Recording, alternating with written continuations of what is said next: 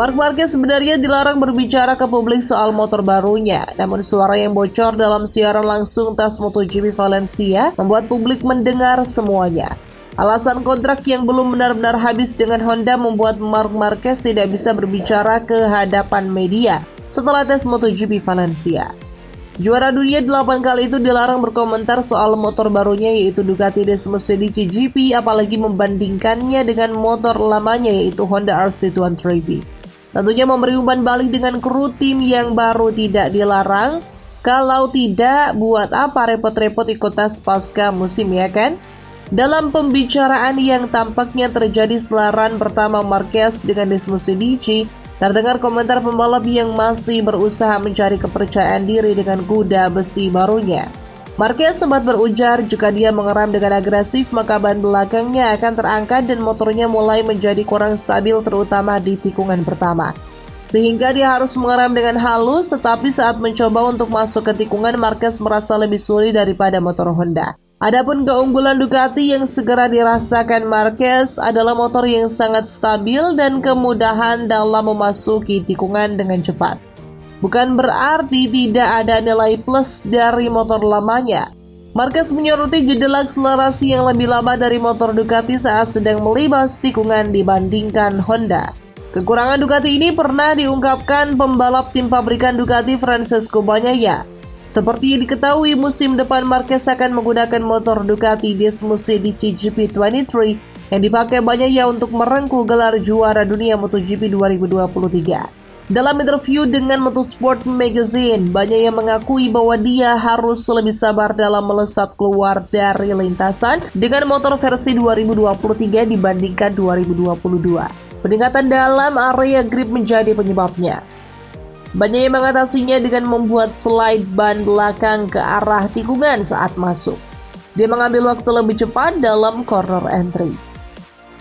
Adapun runner-up kejuaraan Jorge Martin juga memakai Desmosedici GP23, mengeram lebih cepat sehingga berada di posisi yang lebih baik saat keluar. Bagaimana dengan Marquez? Dia masih punya waktu untuk menemukan cara sendiri atau dengan mengintip data milik pembalap Ducati lainnya. Marquez telah menunjukkan potensi besar dengan motor barunya. Dengan kondisi masih meraba-raba, dia melesat dengan menjadi pembalap tercepat keempat dalam tes MotoGP Valencia.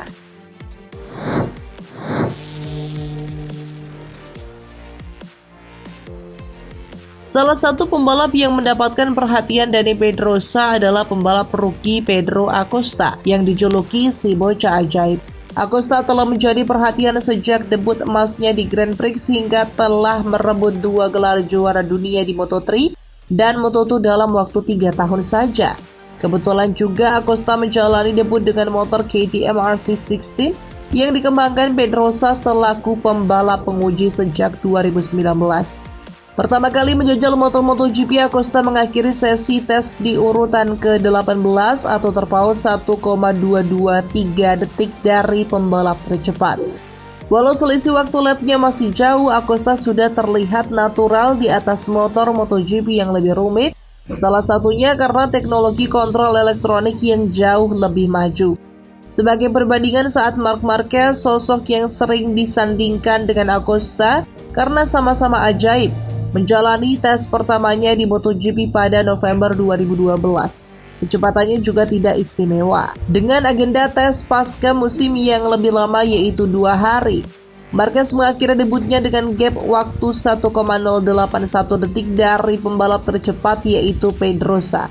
Pedrosa sendiri menyempatkan waktu untuk berbincang dengan Acosta sebelum tes pasca musim berlangsung. Pedrosa sempat mencoba memberinya beberapa saran tentang ban yang merupakan hal terpenting di MotoGP. Beradaptasi dengan ban memang menjadi salah satu langkah pertama Acosta, sebab kelas MotoGP menggunakan ban yang dikembangkan oleh produsen yang berbeda dari kelas Moto2 dan Moto3.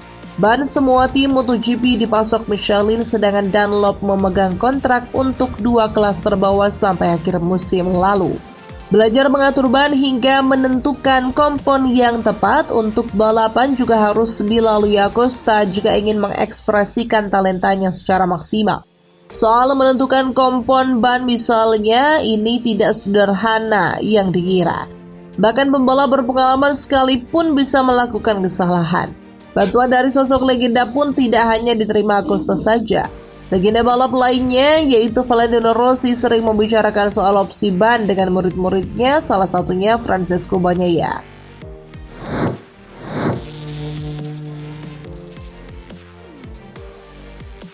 Pada tes hari Selasa di Valencia, Takaki Nakagami dan tim LCR Honda harus menyelesaikan program tes ekstensif dan banyak yang harus mereka lakukan. Fakta bahwa dia hanya menempati posisi ke-21 dalam catatan waktu bukanlah hal yang perlu dikhawatirkan. Sebab Nakagami hanya bisa menguji spesifikasi terbaru di akhir sesi dan hanya melakukan beberapa lap. Menurut Nakagami, kesan pertama motornya bagus, karakteristik mesin dan gripnya meningkat, dan motornya juga sangat ringan sehingga lebih lincah bermanuver. Taka Nakagami juga menegaskan bila di tes Valencia lalu dia mengambil alih posisi duduk dari Johann Zarco yang terjatuh di saat-saat terakhir di tikungan 4. Di saat-saat terakhir, Nakagami tidak ingin membuat kesalahan apapun dalam beberapa menit terakhir agar mendapatkan kesan pertama terhadap motornya. Tes berikutnya akan dilakukan di Sepang.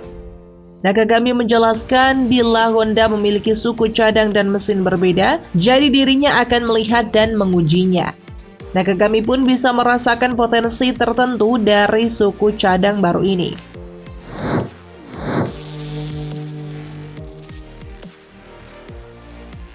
Cal Crutchlow akan memiliki lebih banyak pekerjaan yang harus dilakukan untuk membantu mengembangkan M1.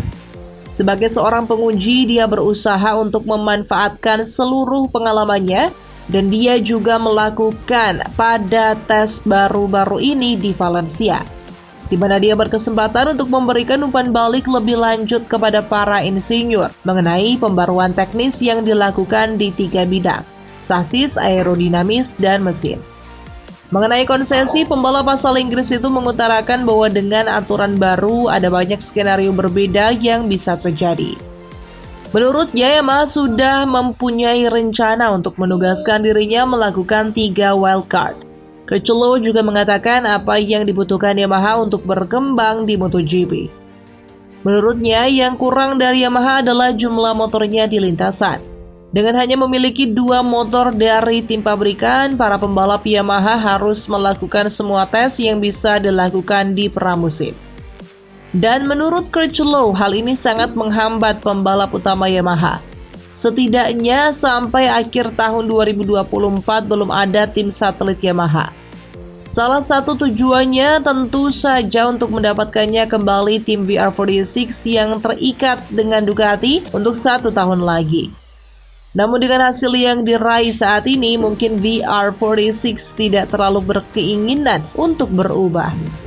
Namun hubungan dengan Valentino Rossi dan dorongan dari Dorna yang ingin mencegah Ducati terus memiliki 8 motor dapat membuat perbedaan.